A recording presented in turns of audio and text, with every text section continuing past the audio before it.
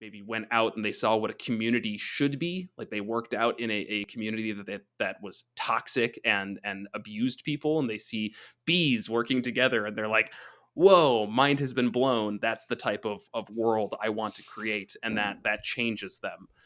So, maybe That they was the start worst like, thing I've ever heard in my life. you stop. You stop. No, That's no.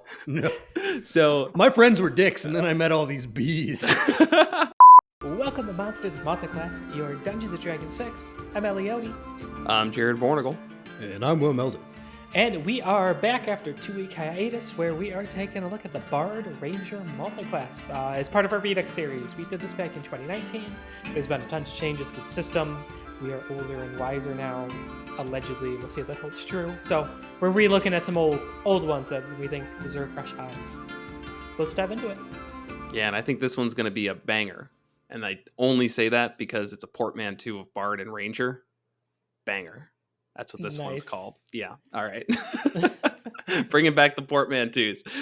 Yes. So Bard, Ranger, Multiclass. So Bards are masters of music and oration and inspiring their allies. Their main class feature is, of course, their spell casting. But in addition, they have different ways to either help their allies through inspiration or hurt their foes with nasty debuffs.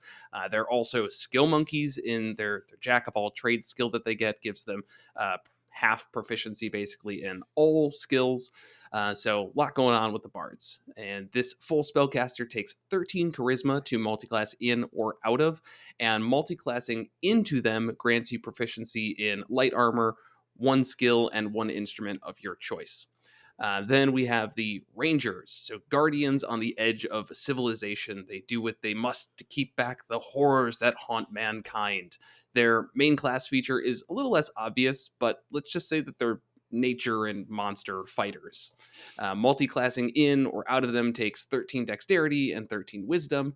Multiclassing into one gives you light and medium armor proficiency, shields, simple and martial weapons, and one skill from the Ranger list. So, with that out of the way, let's get some first thoughts from Ellie. How are you feeling about the Bard Ranger? Meh. I'm pulling a Will here. Just like nothing about it really excites me. I want to like this one. I like Bards. I like Rangers. I played a bunch of Bards. I've played Rangers. Playing a Ranger right now on like a 3-year long campaign. But looking through it, they just kind of seem to like bounce off each other. There was a long time ago, there was a multiclass where I described it where it's like you're trying to just smush together two stress balls. They just kind of like push around each other and they don't like merge together or anything like that. For all I know, that was the old Bard Ranger. No, it was more recent than that. Yeah, this just feels like that again. Just kind of two classes that don't really synergize that well. You could kind of do two things okay. Maybe if there's the versatility for it. I'm sure there's some cool character concepts though, like a Bard Ranger. Yeah, I see the requirements here of 13 dex, 13 wisdom, and 13 charisma, making it a little bit tougher to justify. But I do see a lot of horizontal growth from this. If you are a Ranger and you take a small dip into Bard, you're getting 3 levels of spell casting, a little bit of bardic inspiration, not nearly as much as a full bard with 20 charisma is going to get, but a little bit. Jack of all trades, which makes you really great with skills, and then of course like a subclass feature at 3rd level, which generally affects your bardic inspiration. So I see what you're saying, where like they don't have a lot that just like adds to them, but I don't see them stepping on each other either. Like it's not like, I think Warlock Artificer may have been the one that you brought up in terms of like 2 stress balls, because those was just like, it almost felt like you were like fighting for different features and whatnot, and like they didn't help each other in any capacity. Bard, I feel like it's almost impossible to say it doesn't just help. Like it's almost in the same way that I see a fighter dip. It kind of just helps in a lot of ways. There's so much you get out of just 3 levels. Sure, if you're going for a really specific playstyle, if you want to boost your skills and then get some magic, right? Like kind of like utility battlefield control magic. Where if you're playing like a Hunter Ranger, or a Beastmaster or Drake Warden, that may very well be not what you're looking for. And then it kind of just goes back to struggling with saying, yeah, this is a great multiclass because Bard just has good stuff for any character. Yeah, same with like fighters and stuff, where it's like it's hard to say like bard fighter is a good multi-class. Like, yeah, sure it is, but just you get good things out of fighter no matter what. So I don't know. We got really That's deep fair. into first Yeah, thoughts. yeah, I would say. Yeah, So Will. I'll turn it to Will. Will, what do you have anything additional? Yeah. So what I think is that there is a thematic cohesion that actually does make a lot of sense if you want to be a bardic ranger or a rangeric bard. But mechanically, like you can get a lot out of it without doing the dip. Like the bard can just be good at survival in nature. The things you Yeah. are looking out, like, and say you want to be a bard with, an animal companion. It's like, just get a pet. The Beastmaster Ranger is just not good enough to try and dip towards. I don't think So there's any good ways to just get a pet in 5th edition. There's Yeah. no you feats. talk to your There's DM no. and say, I own a dog. Okay, but that's not Okay. the same. That's not the same. I know, but it's just. I hear what you're Yeah. saying, though. You're Yeah. right. There's a lot of ways to play up that kind of nature focus of a bard. Obviously, there's no subclass specific towards a nature bard, which is fine. We don't need every single thing to have that type of overlap. But you could definitely lean into it if you wanted without the multi-class. That said, it's. I think there are a couple of subclasses that synergize really well. In terms of flavor, the idea of a monster slayer lore bard is one that jumped to mind for me, who is somebody who's not just fighting the monsters and killing them, but wants to know everything about them and know their weaknesses and leverage those weaknesses to better help themselves as well as their allies. And that to me seemed like a really good reason to multi-classes. That would be a time where you're using both sides of it. You're getting benefit from both sides of it as well. Yeah. Go ahead. Yeah. Well, yeah. I was gonna say mechanically, I think there's some bonus action fighting, and that's something I kept running into. Well, just looking at any bard ranger stuff where bonus actions they competed a lot. Both bards and rangers have a lot of use for bonus action. Bards have bardic inspiration, and then the subclasses give them a lot of different ways to use that. Often as a bonus action, rangers usually have something bonus action heavy with now, Hunter's Mark's a big one, but if they're like Drake Warden or Beastmaster or things like that, they're bonus action heavy as well. Yeah, that one I'm on the fence with. I agree. When you look at it, there's a lot of uses for the bonus action, but I feel like in actual play, a bonus action is not always used. Like not to the same extent that you would have like a rogue. A rogue is basically using their bonus action every single round. A ranger almost always uses their bonus action first round. Now, talking about the Drake Warden and Beastmaster, you're right. That's a time where the bonus action is going to be huge to compete. But looking at the Monster Slayer as that example, they maybe use their Slayer's Prey bonus action at the start because they can do that basically every time. Yeah, we'll say almost guaranteed they're going to use their Slayer's Prey, which is as a bonus action, you designate one creature you see within 60 feet of you as the target of this feature. First time each turn that you hit that target with a weapon attack, it takes an extra 1d6 damage from the weapon. Lasts until a short or long rest, or if you designate a different creature. So kind of expected you'll use that every single time, but then are you going to use a different bonus action after that? Or is your bonus action kind of taken care of? Next round, it's probably open, unless you're going 2-weapon fighting, in which case, yes, you've made it a little more complicated on yourself. But otherwise, Right. it's free for bardic inspirations. It's free for whatever your bard things are, or if there's any spells you want to cast. So I don't know if the ranger is extremely bonus action heavy, in my opinion. You could definitely build it so it's not avoid Beastmaster, avoid Drake Warden. Don't take Hunter's Mark and plan on using that. Don't go 2-weapon fighting. Don't get like what's it, crossbow expert, where that's a common one where people will bonus action offhand, Sure. hand crossbow. That's all like really common ranger build type stuff. And so yeah, you could avoid all that, and then it's not as big of an issue. But And I that's still think that then it's like you're really kind of pigeonholing yourself, and it makes this tricky multi-class to build where you're avoiding a lot of the typical kind of cool ranger stuff just to not use up your bonus action so you could use your bardic inspiration cool bard stuff. That's getting back to where I'm saying, where it just feels like they just kind of like mush together and nothing sticks. Yeah, I'm still not feeling that, because that's just assuming that you go really far into Bard, because Bard's only use for their bonus action is either a healing word spell, which comes out if absolutely necessary, and Bardic Inspiration, which if you're not a level 5 Bard, you really can't use it every turn.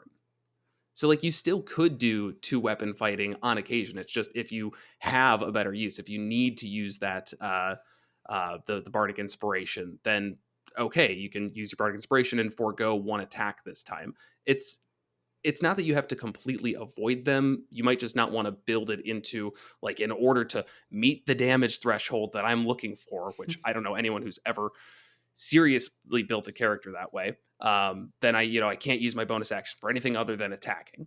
Okay, but if you want to get some additional benefits and again fit that theme, I don't feel like it's that tricky. Like, it's not like you're going to be like, oh no, I built this for 2-weapon fighting and now I can never use it. It's more that you just might not use it every single turn. So yes, your damage is lower, but that's because you're helping others out. You're giving inspiration. You're doing these debuffs. It's just it's making you less ranger-y, yes, but to me that's making it its own thing, which is different than the mushing stress ball thing. It's like, yes, you have to build it a different way, but that's because it's making it different. You're not a full ranger. You don't get to do all of these cool extra ranger things like taking your crossbow expert because you want to do the hand crossbow thing.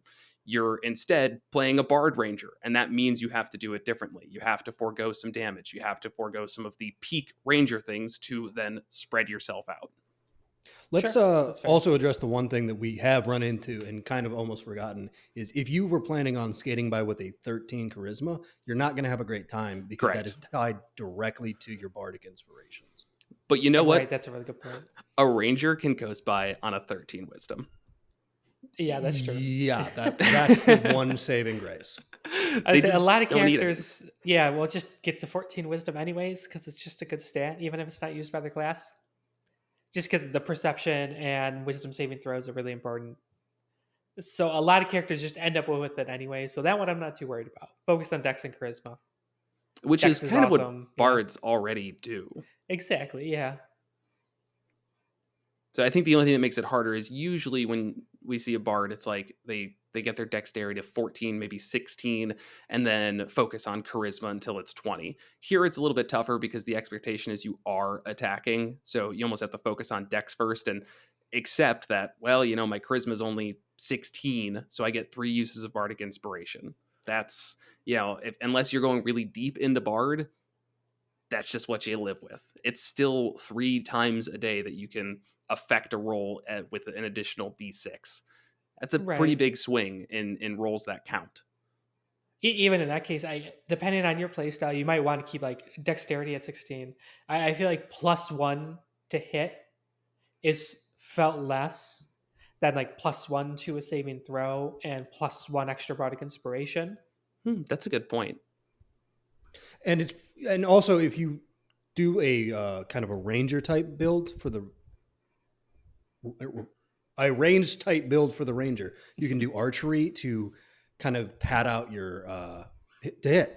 +2 is, that's a big deal. It's also a lot easier to get a +1 magic item than it is to get a +1 to your charisma. Yeah, to your charisma. That's just kind of fact.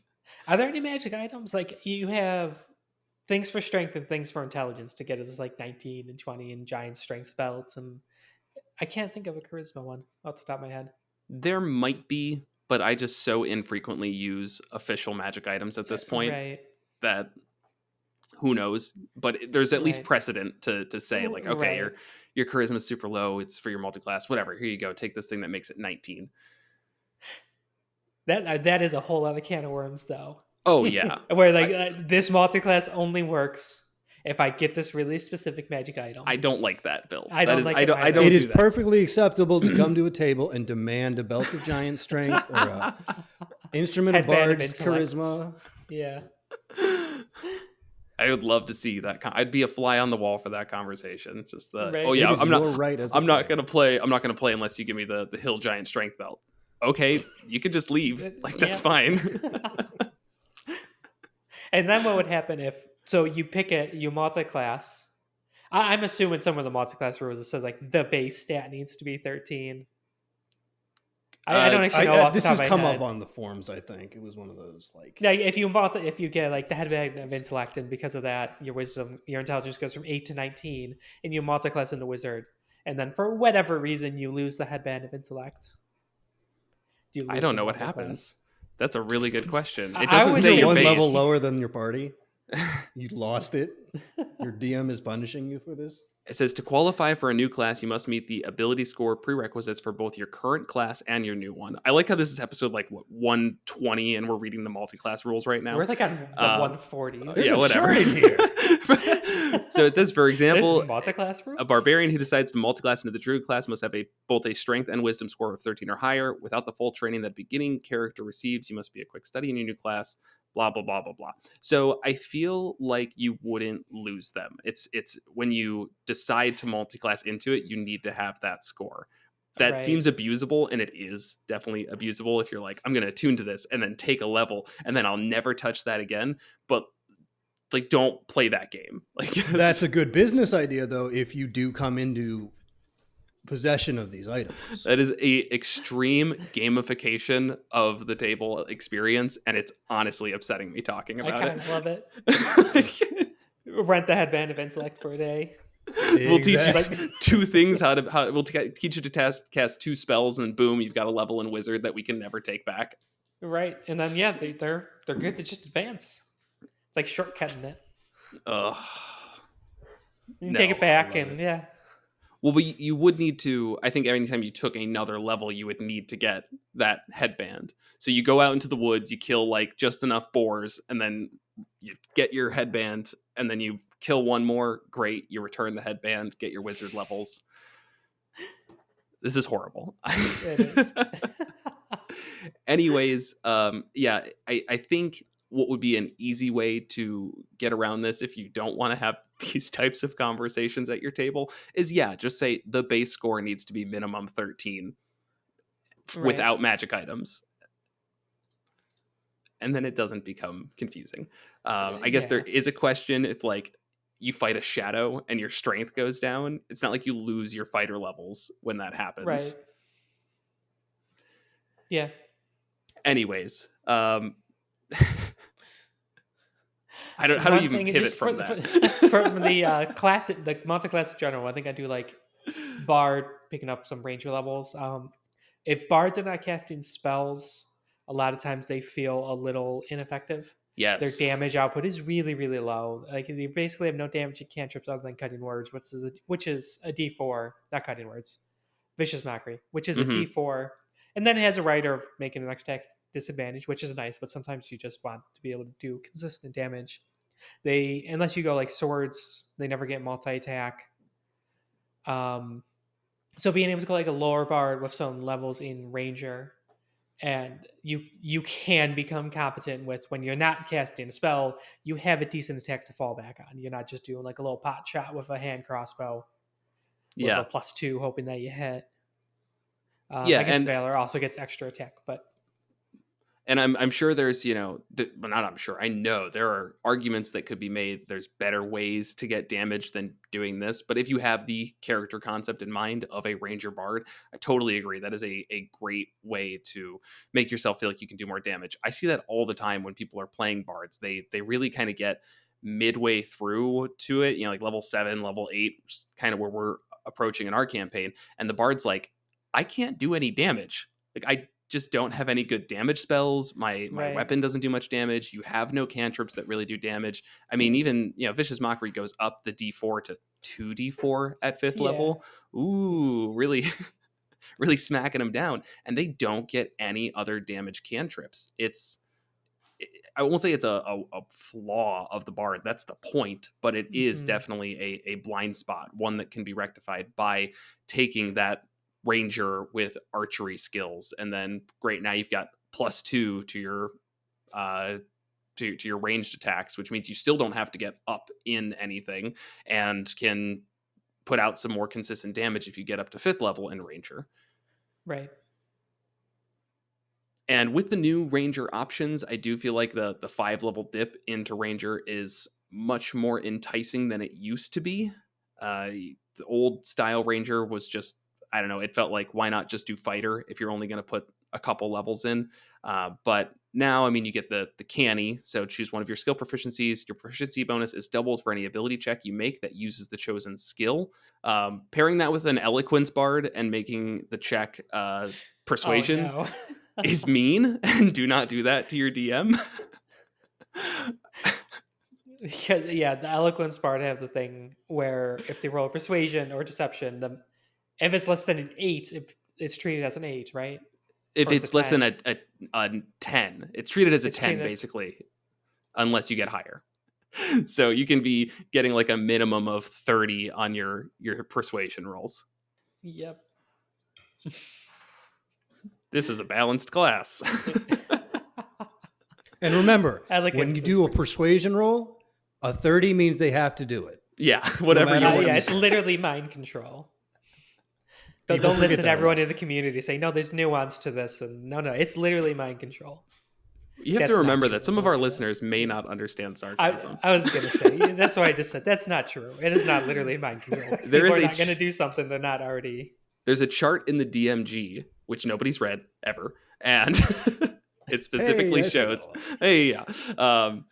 It specifically shows like where the NPC starts, where you're able to get them with a successful persuasion roll. Like if they are an enemy, you might make them neutral towards you. If they're neutral, you might make them your friend and be like slightly willing to help you out or ignore something. Like it's a single step up ever. So that's Right. why it does bother me when somebody's like, oh, we were in the middle of a fight and then I persuaded them to make out with me. And it's like, what game are you playing? There's no rules for kissing in Dungeons and Dragons, There's no kissing. but there should be. And 1D&D, I expect kissing rules. And you all better have them memorized. No.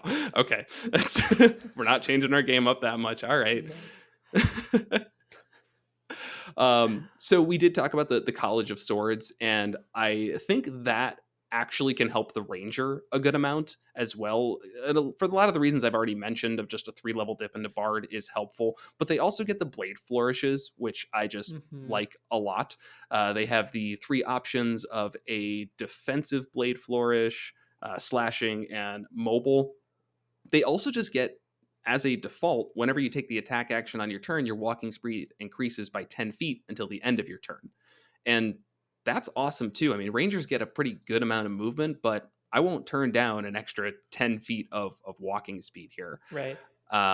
So that it is something that you may be able to keep at 3rd level as long as you have at least that 16 in charisma.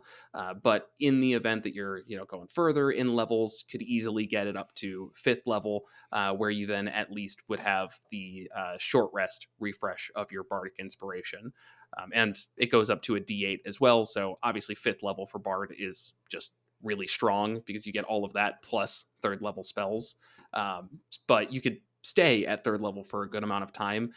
And in terms of like a character concept, that one I struggled with a little bit because I find College of Swords to be either, I can't tell if it's too specific or too open-ended. The only description they give is somebody in the circus who likes to entertain, but it doesn't specifically say how you get bardic powers from that.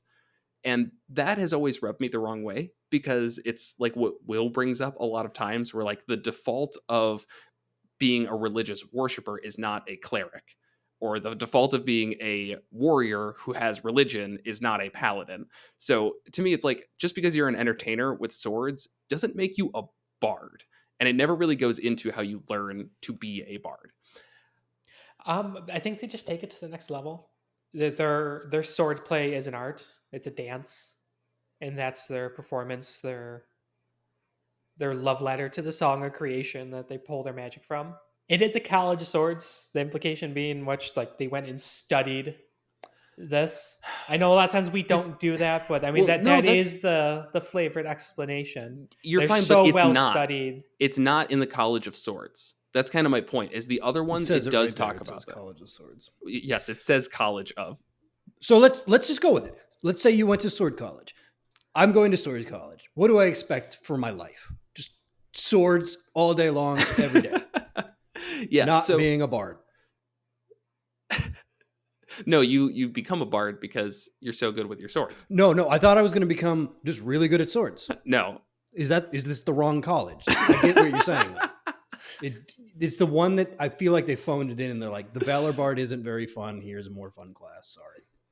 Yeah, that's I guess how I feel about it. But either way, so I still like the idea of a College of Swords. How they get their powers, I'm a little whatever about, but the end result is fine. And it specifically talks about in their lore of them doing, we'll say, dangerous jobs, working as thieves, kind of just being untrustworthy and unsavory folks and whatnot. So I liked the idea of and this wouldn't be great for a level 1 start to a campaign, but somebody who starts as like a general entertainer. They do these nefarious jobs and such, but maybe at some point they have a change of heart. You know, their boss didn't like that they ran off, so they hide in the fringes of civilization, doing their best to avoid their past while looking to stop the more human monsters of the world. And they kind of had that initial growth arc before a campaign starts. And then the campaign starts with them having spent time living alone, connecting with nature, and from there you can kind of go a few different routes if you want to do Beastmaster, mechanical issues aside, Fey Wanderer, which we've kind of talked about in the past with Ranger. If you want to go more like the patron route, like they were chosen in the woods to get some powers, great. Could do Swarm Keeper, the idea that they maybe went out and they saw what a community should be. Like they worked out in a community that was toxic and abused people, and they see bees working together and they're like, whoa, mind has been blown. That's the type of world I want to create, and that changes them. So maybe that was the worst thing I've ever heard in my life. You stop. You stop. No. So my friends were dicks, and then I met all these bees. It's to me, it's like that the going out into the woods and doing drugs aspect of it. It's like you like then stare at bees. Yeah, then staring at nature and like becoming just like staring at it too much. Basically, it's the magic eye poster, but it's a beehive, and finally like the idea clicks. So I mean, using that and then starting at like 3 or 4 for the campaign as they are either coming back to society and they've got maybe 1 or 2 levels in each here, or like 3 in Ranger and like 1 in Bard, and like they take the subclass later. Whatever, getting a subclass at 3rd level is dumb anyways. It should be at 1st, but that's besides the point. There are some ideas there that I think could work with the Sword Bard, and then you build up this like history that kind of gets revealed slowly throughout the rest of the campaign. And I feel like that's like the hidden past isn't a thing that we do very often in our games. So I guess I don't know if we've ever done that before. Besides the Yuan Ti who ended up. Yeah, just like my complete mystery characters. Yeah. So I guess it's been done. Either way, that's one option, and I think that does a good job of kind of putting the two together. Otherwise, College of Swords, I got nothing. Sure. I think College of Eloquence, and to look at a newer one, could work really well with any Ranger subclass in terms of a just role-playing kind of backstory thing, where you are like an ambassador to nature. The Lorax. Yeah, basically, yes. There you go. Be the Lorax. You would say maybe Druid, but I think Druids are like on the side of nature, where I see Rangers are more like, let's find the in-between. I live in both society and nature. That's fair, and that's a good way to look at the Ranger and kind of the differences between a Ranger and a Druid. Yeah, I could see that. Yeah, so they use their skills from the College of Eloquence to persuade and to help out with in nature, to convince the city to not go burn down the forest for whatever reason and cut it down, and let's protect nature. I just love it when it's so vague. Hey, don't burn down the forest. Why? We want to. It'd be cool. Please, Fine. no, They don't go logging in the forest for the lumber. Was that better, Will? Perfect. Yes, thank you. Okay. I mean, They don't don't we have? strip mine the land for the ore, killing a bunch of endangered animals in the area that don't live anywhere else. Thank you. Yes. I like it more when people are just generically mean. I don't want any moral dilemmas in my D&D game. I want it to be very straightforward. Just a guy is just sitting there twirling his mustache saying, I'm going to destroy the forest. And the bard comes in and goes, maybe you shouldn't do that. And then he sees the light, and then Right. we all just hold hands and sing. Sing, because you're a bard. Right. Oh, man. Go ahead. Go on. Nope. I was just going to say that something to always bring up, at least briefly, is the Will Meldon Ranger Bitterness Bounce, which is the last 3 levels of Ranger suck so much. You could take literally any class of the last 3 and be better off for it. I'll just say that to get it out of the way. If you had the charisma already, even 14 charisma, probably better to get 2 uses of Bardic Inspiration per long rest than the last 3 levels of Ranger. Sure. Yeah. One thing, just to segue back onto Eloquence, is the Fey Wanderer gets a weird wisdom bonus to charisma checks. Yeah. That's a good point. Maybe And meant it to adds say in that, I forgot. addition, right? Yeah, in addition, you gain proficiency in some charisma ones. But yeah, it's so, you've got your persuasion, which is your charisma, plus your wisdom, plus your proficiency bonus, plus your proficiency bonus, plus your proficiency bonus. Yeah. You can get that to be pretty absurd. Oh, no. At that point, like, you have looped over and it's just like now worthless. I mean, yeah, that's something we have to deal with right now. You just turned off persuasion checks. I mean, we have an Eloquence bard at our table, and they roll right now. They're at a base of 20, and they're level 6. That's only going higher. They multiclassed into rogue, or multiclassing into rogue as well. I'm pretty sure they're planning on taking expertise in persuasion. It is something that you have to deal with as a DM. I don't like that feature. The Eloquence minimum of a 10. Yeah. It's not because good. like, especially as a 3rd level. Yeah, you get it right away at 3rd level. Because rogues get like the reliable talent or anything. It's basically the same thing for anything you have expertise in, which is crazy good, but that's not coming online until 11th. Yeah, and it's also What is less universal than persuasion and deception. I don't get mad if the rogue has reliable talent on thieves' tools. Okay, great. So you can pick the lock. Honestly, kind of wanted you to pick the lock anyways. So cool, you're good at this. I can set really high DCs when the time matters, but for the most part, if there's a lock, we're going to move past it.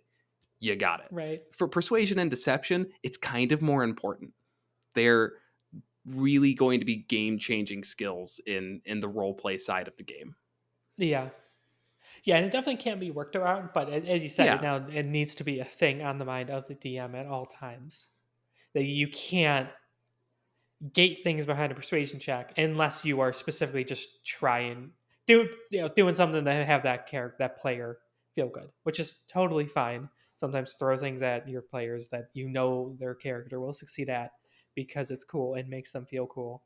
Let them use their toys, but yeah, it's just, it always creates the arms race that I absolutely hate, which is, as a DM, you can't just, they want you to, but you can't set DCs in a vacuum. You know what skills your players have. You know what is difficult information to get and what shouldn't be difficult information to get. And that, yes, affects what DCs you want to set and everything. But when you know that a bard is going to get a minimum of 20 or a minimum of 32 or whatever crazy thing they've come up with, it makes it so you're either raising the DCs even higher to the point that it's unrealistic, or you just stop trying altogether. And it's like literally anything that is asked for. I know we've said perception or persuasion has its limitations, but it's like, do you even make them roll? At some point, it's like, we completed this quest. I think we earned a little bit extra money for this. Okay, you're right. So here's an extra 100 This is why gold. I hate this. I actually like the idea of just reliable talent, but charisma checks are one of the worst because it's just this, it is a humongous lie at the table. It's like, I convinced this person to do this. Like, no, you didn't. You can do this for me. You can say, why you deserve that extra gold. When you make a lockpick check, I just did it. When you make a backflip check, I just did it. I'm a superhero. I'm an adventurer. But the charisma stuff, like, it's tough when you don't bring that to the table and just say, I rolled a 27. It's like, what did you say? It's like, oh, good lie, obviously. So there's that kind of thing. And it's hard to balance because if they tell a horrible lie at the table and then roll a 27, it's like, that one gets tricky. It is. I kind of see We've both talked sides about this of it. before. Yeah. Our table, we're all like really into the role playing aspect of it. And I don't think any of us feel uncomfortable kind of like actually saying what our characters are going to say. And then the bonus, the roll just kind of says like the force and the flavor of which you said it. Because like we don't all have like 20 charisma, obviously. Most of us, but not all of us. Yeah. I completely lost my train of thought. Just that it's Shit. not always that somebody can give that actual good lie or good persuasive argument. And I've seen, there's ways to have just do the roll first before you, like, I'm going to try and persuade them. Roll, okay, I got a 5. I'm going to say something that isn't very persuasive. But that puts a lot of mental load on the player. I mean, that's hard to come up with I don't need just a persuasive argument. I need a not very persuasive argument. Yeah, I find the bad ones fun. Like I can Agreed. get that, but then if you roll like a 20, that's a lot of pressure to come up with something that actually legitimately sounds good.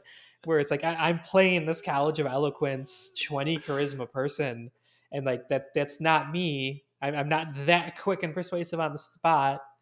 It's like it just doesn't come through. And I don't think people who are playing like the silver tongue persuasive characters need to be gated behind people who could actually do that in real life. Just like people who play barbarians don't need to be 20 strength ripped people who could swing a battle axe really well it's and preferred. take a hit. It is. It makes the game better. It makes it more immersive. So that one to me is very table dependent. Yeah, it's difficult. I mean, I'll still never like if somebody just says like, and this pure preference, and I don't care if I'm playing with random people, but with you all, I don't like if somebody says, I try and make a persuasion check. I persuade them to do X, Y, and Z, and then they roll their dice. Like, that to me is just like, no, that's not fun. Like, say something, try. And I'm not going to change the DC based on what you say. That's never going to happen because of what we just talked about. But, it does kill me when it's rolling, not role playing. Right.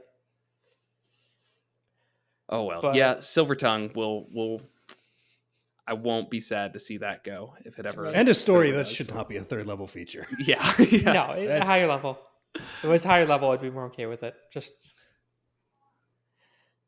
Anyways, moving on from that. There are 2 more bar colleges we didn't talk about that are new. So we definitely did not talk about last time. College of Creation and College of Spirits. Those 2 just don't excite me. We had issues with them. I'll do the pointy thing up here. Right. When Tasha's College came out. of Spirits, I could see working a bit with maybe like Monster Slayer. Yeah, so you're hunting monsters while you are haunted yourself. Yeah, that sort of thing. And kind of dipping into the evil side of things to help kill the even more evil side. That's kind of like a tropey fun thing to play. Mm-hmm. I wonder if the other one, Gloomstalker, I guess, just because they're both kind of spooky. That's the extent of that. You spent years in the dark, and when I came out, I could speak with spirits. Don't ask me how. I spent years in the dark. Oh, like were you trapped somewhere? No, but like over time, like half the day is dark. So years, half my life, almost. Yeah, I know we've talked about it before. Just the roles on the Tales from Beyond, the College of Spirits feature, just aren't super exciting, and the fact that they're random does make it a little bit hard to justify. It's been so long since I've read them, but basically, yeah, you just use your bonus action to expend one use of your bardic inspiration. You roll on the spirits table, and then you just have that effect. It can either be on you or a creature that you can see, and you can't bestow another one until you roll it again. Yeah. So, I mean, the first 6, there's a couple that are okay. Right, and I think it's a cool feature. It's flavorful. I like Yeah. it. I'm not turned off by the randomness of it. Like I love wild magic sorcerer and stuff like that. But the power of these things, they're just not exciting. They're not fun. No, They, like they just end up being a little dull. this Tale of the Traveler, the target gains temp HP equal to a roll of your Bardic Inspiration die plus your Bard level. While it has these temp HP, the target's walking speed increases by 10 and it gains a bonus to its AC of 1. That's good, but the fact that it's based on having the temp HP means that that could last for a round. Right. Like a Bardic Inspiration die, great, I rolled a 1. Plus my Bard level, it's 3. You've got 4 temp HP. Hope you put it to good use. Right. So yeah, in terms of more flavor with that, maybe Beastmaster would be kind of cool if you can reflavor it, where it's like a ghost spirit that's fighting with you. Okay, it is already kind of a spirit Yeah, fighting with you, so that's not a yeah, stretch. right. Just kind of make it more spooky, like it's a ghost bear. This is my spirit bear, but this one's Right, actually dead. right. So then how do we kill it again? I don't know, but I can keep bringing it back. Stop asking questions. College of Creation? I don't see anything. That one, I remember not super liking that one. Sure. I don't really either. I don't see any flavor overlap either beyond it just kind of being a bard, but I feel like College of Lore fits this much better. Sure. How about this? I see this here in the College of Creation lore. It talks about learn the song, students, and you too can teach the mountains to sing and dance. So maybe it's a ranger who really wants to teach animals to dance and sing. More of a goofy character concept, I'll be honest, but that's what I got. Do we need to teach you about metaphors, Jared? I don't think you could if you tried. Okay. That's all I got though. And I say that in as much as it is a joke concept, I say it's somewhat serious because people play silly games. People play one shots where it's absolutely goofy off the wall stuff. So yeah, Sure. if you want to play a ranger who's College of Creation, Disney princess, 100%. You could nail it with those two. All right. So other than that line there, that symbolism laden line, there's nothing mechanically about the College of Creation to like make animals dance. No. What? Why would you need that? You can concept. you can make a broom dance. Are you kidding me? Okay. Oh, it's 6th level animating performance. Yeah. Okay. And you can just, I don't know, throw stuffed squirrels out. Now you're making those dance. You're summoning squirrels at the same time. I mean, it's just kind of that whimsical feel. Your love of squirrels goes too dark.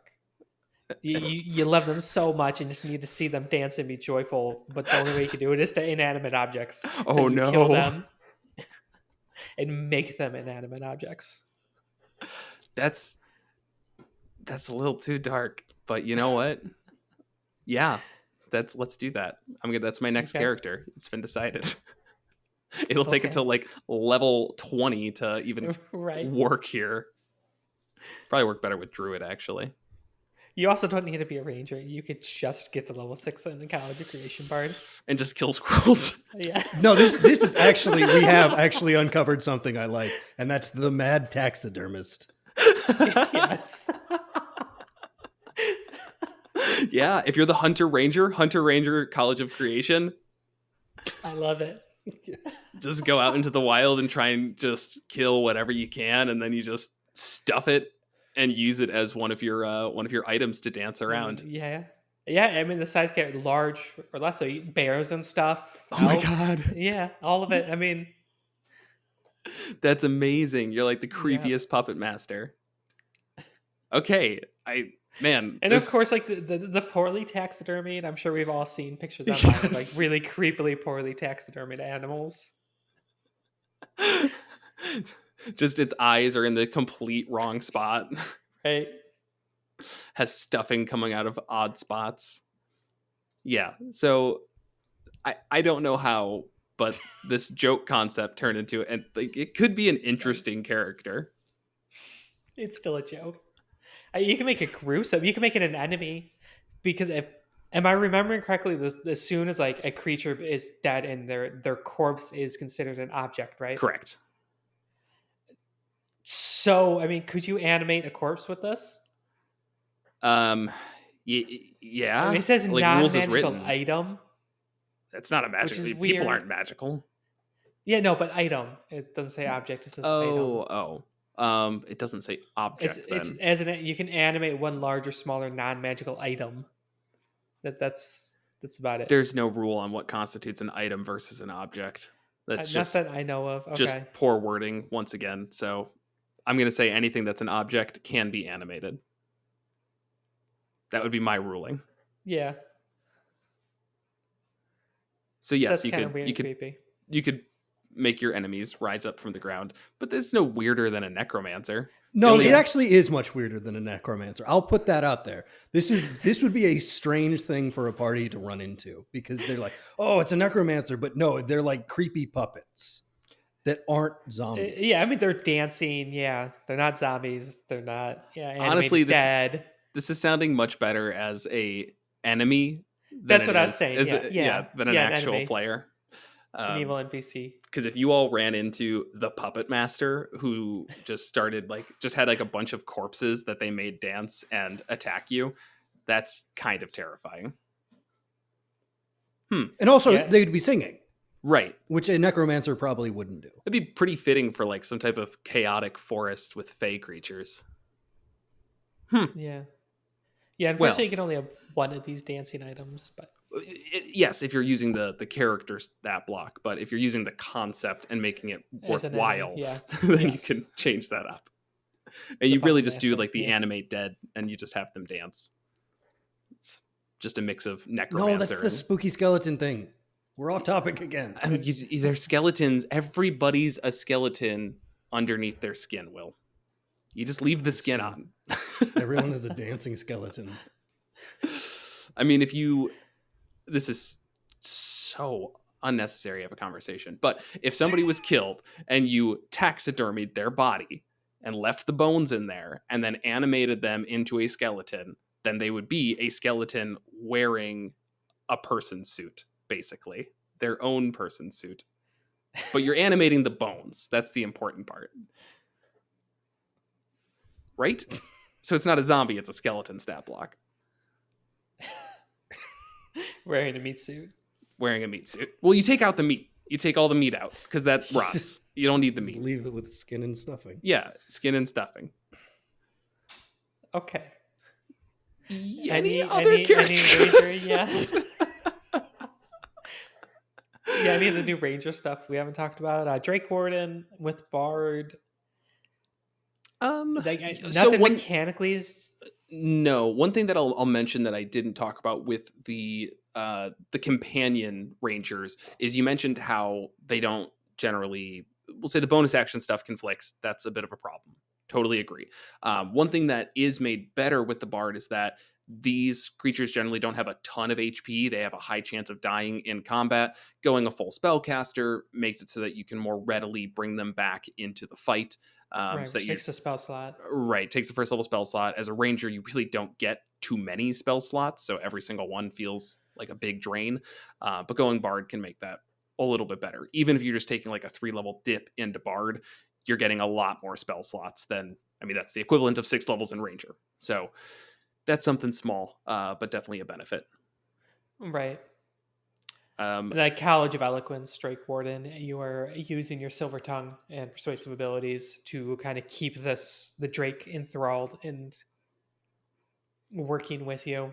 Yeah. Or College of Swords, you impress the dragon so much with your sword play that right. It follows you. It's not a College of Creation. He likes your stuffed squirrels. Yeah, I think the only one I could think of otherwise is like College of Whispers with Drake Warden as like a man. I don't know. Secret Society. Everybody gets a Drake. With. Yeah, like that's there's some Drake order or something. Sure. So there we go. Another thing I can steal. Perfect. It's really why we do this podcast. This probably doesn't make sense to anybody else, but I still do this podcast so that I can steal things for our campaign to then use against Will and Ellie at a later point. it works well. Yeah. After enough time, we forget about it. Yeah. It all blurs together, and yeah. And what also works well is using the code MM10 to get 10% off your order when you go to Metallic Dice Games and order any dice or dice accessories, including their gem dice, where you can get Tiger's Eyes dice. Just beautiful, beautiful dice that are literally made from gemstones and roll so satisfyingly. MM10. They are nice. Use the code 10% off. Yeah. That's it, right? This Yeah, usually when we do that, that means it's the end of the episode, and we're getting tired of talking about it. So, and he's the most verbose, so we just kind of follow his lead. One of these days, I'm going to drag the episode back, like write it into a full another episode. I'm just not going to let it happen. If you enjoyed, please make sure to leave a comment, like, subscribe, do all of those things. Leave a review if you've got the podcast apps and whatnot. Thank you as usual to our patrons: Ed G, Muddlewaite, Brian H, Craig A, Isaac M, Jeff W, Star Shinobi, Vincent M, Bob F, Joe P, Rick D, Sentinel D20, Tyler S, Gray, Barons, Adam A, Rob K, and Bray. If you want to check out our Patreon, where you can see campaign diaries and show notes and some other things on occasion, early episode releases usually, then you can head on over to monstersmulticlass.com/support and also see any of our other affiliates like Metallic Dice Games, where again, MM10, 10% off your order. We get 10% as well. I mean, I don't need to disclose how much exactly we make. It's not that much, let's be honest. But helps the show, pays for podcast hosting, things like that. So. And giveaways. And our horrible habits.